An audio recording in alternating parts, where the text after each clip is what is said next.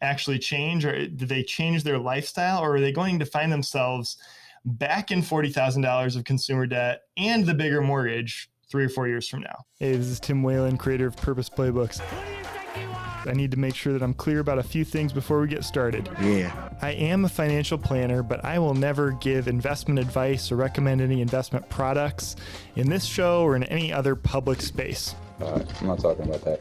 Everyone has a different financial situation, and you should never implement any investing strategy, product, or advice without consulting a qualified financial professional. And I hope you guys feel the same doggone way I feel. This podcast is purely for educational purposes only. There are more disclosures at the end of the podcast. What else do you want to know? Enjoy the show.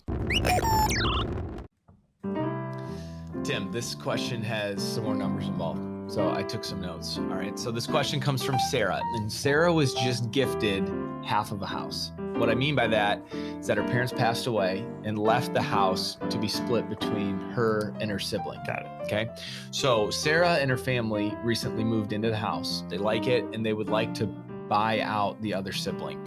So they just had the house appraised at $460,000 is what it came back. So in order to, buy her sibling out, they would need to pay them $230,000.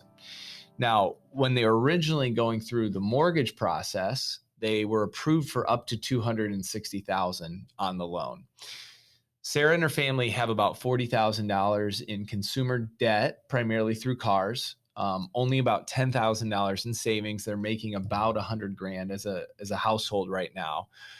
And so because they were approved for up to $260,000, the question that she's asking is whether to just take a mortgage of $230,000, keep the loan amount lower, or should they take it all the way up to $260,000 so they have some extra cash, use that to pay off debt, and buy the sibling out, but they would have a bigger mortgage. Okay. Got it. This one's a tricky question because I'm going to answer it in two different ways. So when it comes to money's really, I would say 80% behavioral, emotional, and the other 20% is the numbers and how they actually work out. And so I think we have to first answer the question from the behavioral, emotional part of this, because when you take a problem like $40,000 in consumer debt, a lot of car debt, it sounds like, if you take a problem like that and eliminate it or eliminate a good chunk of it in the situation very quickly, the question becomes, did the behaviors that led them into that debt actually change, or did they change their lifestyle, or are they going to find themselves back in $40,000 of consumer debt and the bigger mortgage 3 or 4 years from now? This is actually the story that, the story of my parents.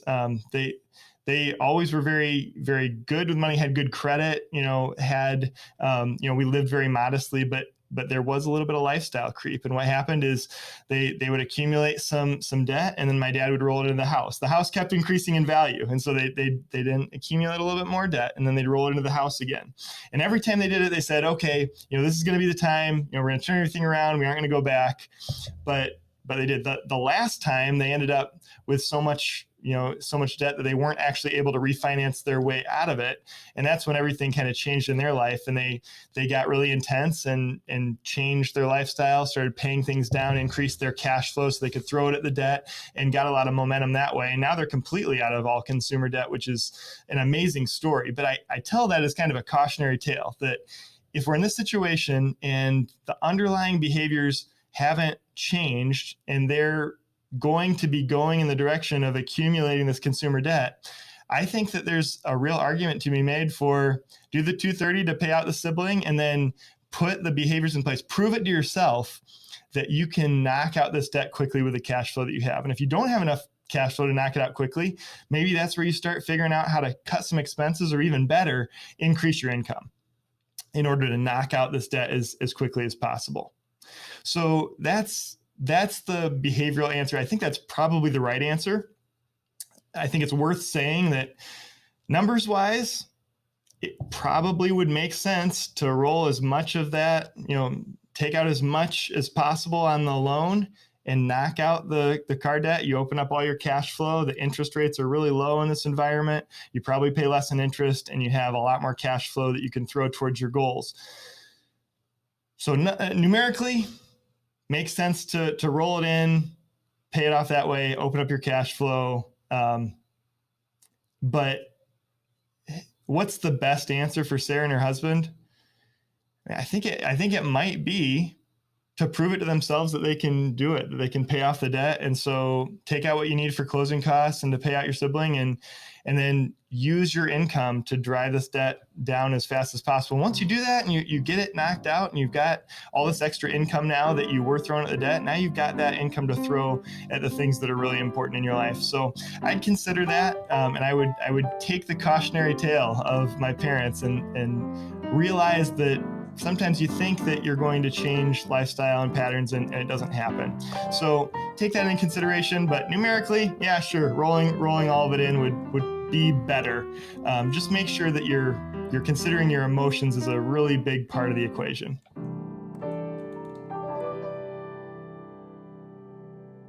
The opinions and views expressed here are for informational purposes only. This material is educational in nature and should not be deemed as a solicitation of any specific product or service.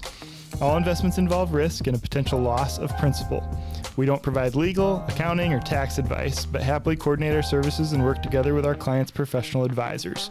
For specific assistance, the services of an appropriate professional should be sought.